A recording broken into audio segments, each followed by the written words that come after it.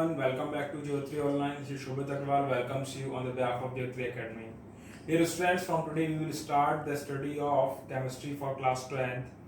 The first two chapters we have already discussed in the month of April and May, and from the month of July we will start the study of chapter 3, that is metals and non-metals. So first of all, let us introduce with the terms metals. In the previous classes you have also studied with the same term, and the same definition we will study here also, that metals are the elements that are hard, strong and conduct heat and electricity. Even there are so many properties for metals, other also, for example, metals are the elements that loses electrons, they are the good conductors of heat and electricity. There are so many other properties, but here we will mainly discuss the chemical properties of metals, which I have written over here.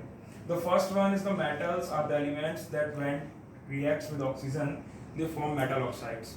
A common example I have included the reaction of calcium with oxygen to form calcium oxide. Due to this tendency and this property, especially the metals of group 1 and group 2 are not left in the uncombined state. Because if the metals of group 1 and group 2 be left in the open, so they will easily react with the oxygen and they will form the oxides. Second property is that the metals, when on treating with water, that water must be in liquid state. If the water is in liquid state, then metals on treating with water, they will form metal hydroxides and they will evolve hydrogen gas. Okay.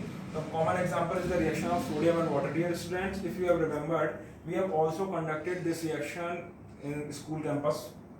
So when sodium will react with water, it will form sodium hydroxide and that will release hydrogen gas. The hydrogen gas thus release catches fire and it starts burning and that releases a large amount of heat.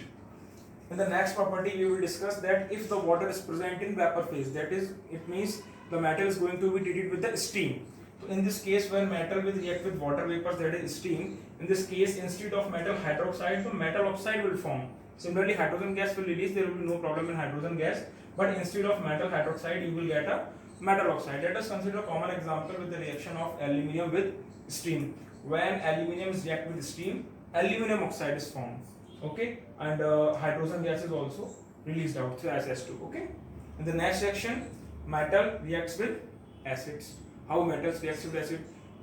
See, there are some metals which are placed above in electrochemical series. There is a new term, electrochemical series. We will discuss in the further coming videos with the same term.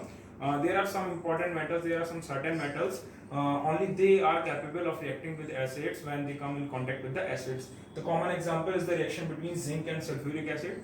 When zinc reacts with sulfuric acid, zinc sulfate forms and hydrogen gas releases out. So in most of the reactions of metals, you are observing that hydrogen gas is releasing out, that catches fire and that starts burning and produces a large amount of heat. Thank you.